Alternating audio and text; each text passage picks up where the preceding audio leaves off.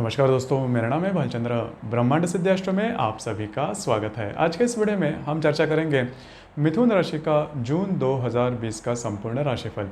कैसे होंगे ग्रह योग, कैसे होंगे ग्रहों के राशांतर और वो आपके जीवन पर किस प्रकार से परिणाम करने वाले हैं।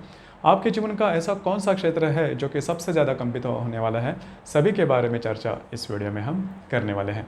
तो शुरुआत करते हैं ग्रहों के द्वारा। सबसे पहले हम देखेंगे रवि ग्रह के बारे में। रवि ग्रह की जो कि आपके व्यय भाव में चल रहा था, दिनांक 15 तारीख के बाद, मतलब जून के 15 तारीख के बाद ये आप ही के राशि में भ्रमण करेगा। तो आपने देखा होगा कि पिछले 15 दिनों में या फिर करीबन जून के 14-15 तारीख तक आप ये महसूस करोगे कि जो भी आप प्रयत्न कर रहे हो अपने जीवन संवारने का या फिर जो भी आप कष्ट ले रहे हो वो बातें नहीं हो रही। हालांकि मोटे तौर पर देखा जाए तो ये संपूर्ण महीना है, मतलब ये जो जून का महीना है वो आपके लिए काफ़ी टफ भी जाने वाला है। लेकिन कौन से क्षेत्र में, हालांकि इसमें कुछ अपॉर्चुनिटी भी है, उसके बारे में भी चर्चा करेंगे। तो रवि के बारे में अगर देखा जाए तो जो भी आपके डॉक्यूमेंटेशन के रिलेटेड जो भी काम है वो पूरे होते हुए नजर आएंगे, मगर 15 तारीख के बाद उसके बारे में आप डिसीजन ले सकते हो। लेकिन 15 तारीख के पहले का जो समय है आपके लिए ज़्यादा स्ट्रेसफुल साबित हो सकता है। 15 तारीख के बाद का जो समय है उसमें एनर्जी लेवल जो है आप में काफ़ी अच्छी दिखेगी।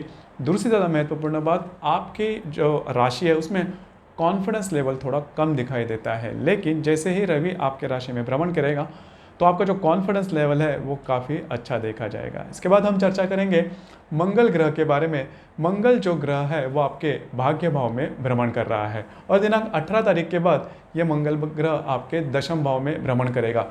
इसमें दो तीन बातें उसके ऊपर थोड़ा सा ध्यान देना आवश्यक है। अगर आप कोई बड़ी योजना पर अगर काम करते हो तो उसके बारे में थोड़ा सा ध्यान देना आवश्यक है। उसमें कुछ सडन चेंजेस वगैरह आ सकते हैं या फिर कुछ अचानक बदलाव आ सकते हैं।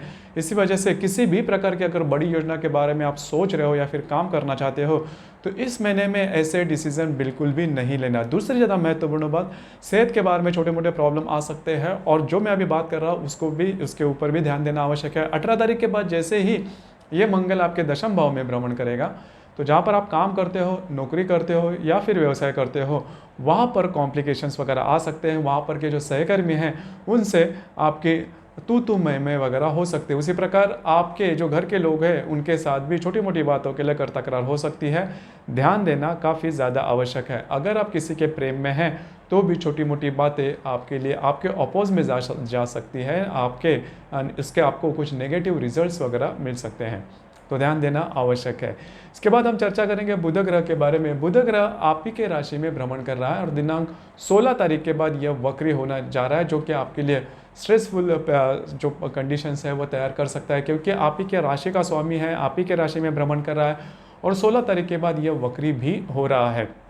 तो दो तीन बातें ध्यान रखना आवश्यक है, क्योंकि ये जो मंगल जैसे ही 18 तारीख के बाद आपके दशम भाव में आएगा, चतुर्थ दृष्टि से आपके राशि को या फिर ये बुधों के ऊपर चतुर्थ दृष्टि से देखेगा तो डिसीजन लेना आपको महंगा पड़ सकता है। या फिर वैसे भी देखा जाए तो आपके मन में बहुत सारे विचार आते रहते हैं, बहुत सारे, मतलब आप कभी शांत नहीं रहते।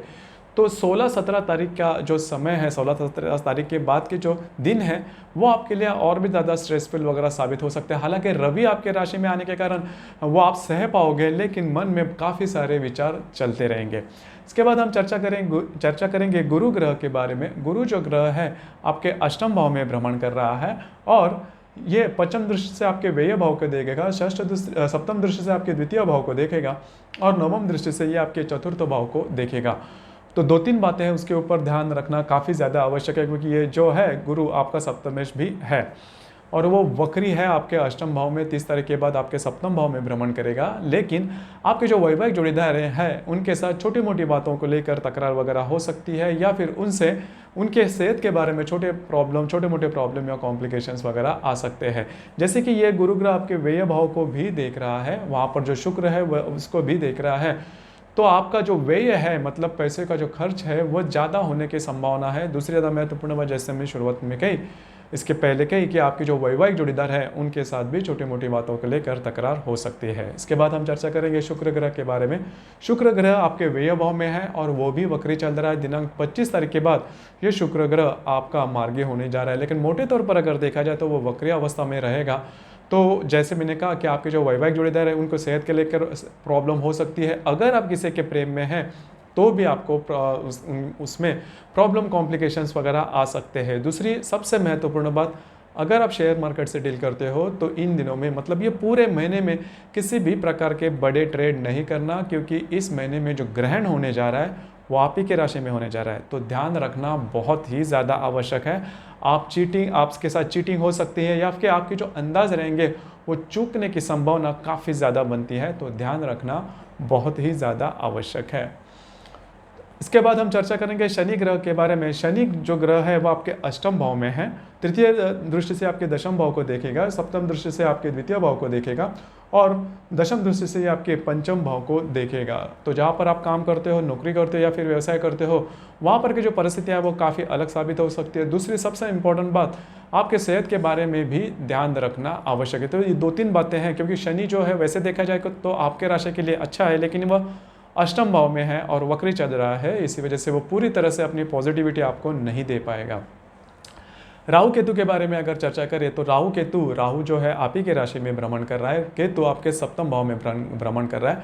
उसके जो परिणाम है वो हम इसके बारे में डिस्कस करेंगे कि उसके जो परिणाम है इस महीने में आपको काफ़ी ज़्यादा मिल सकते हैं। आपने देखा भी होगा करीबन इस पूरे साल में जैसा आप चाहते हो उस प्रकार से बातें नहीं हो रही है। उसका कारण क्या है, उसके बारे में भी चर्चा करेंगे। अभी ये चर्चा करेंगे कि जो एस्पेक्ट्स होते हैं, ग्रह योग होते हैं, उसके परिणाम कैसे होंगे। ग्रह योगों के बारे में अगर देखा जाए तो रवि और शुक्र की युति होने जा रही है।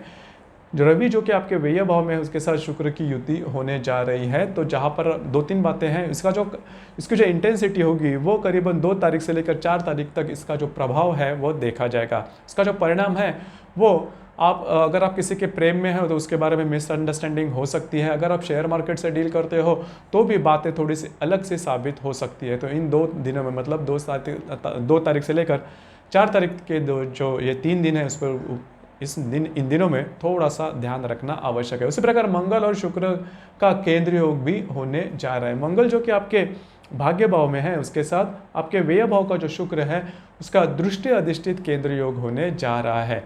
तो अगर आप, फिर से मैं कह रहा हूँ, अगर आप किसी के प्रेम में हैं तो कॉम्प्लिकेशंस बहुत ज़्यादा आ सकते हैं, आप में मिसअंडरस्टैंडिंग आ सकती है और वो जो कॉम्प्लिकेशन है वो काफ़ी ज़्यादा आगे बढ़ भी सकते हैं। दूसरी ज़्यादा महत्वपूर्ण बात, इन दिनों में किसी भी प्रकार के बड़े ट्रेड नहीं करना अगर आप शेयर मार्केट से डील करते हो।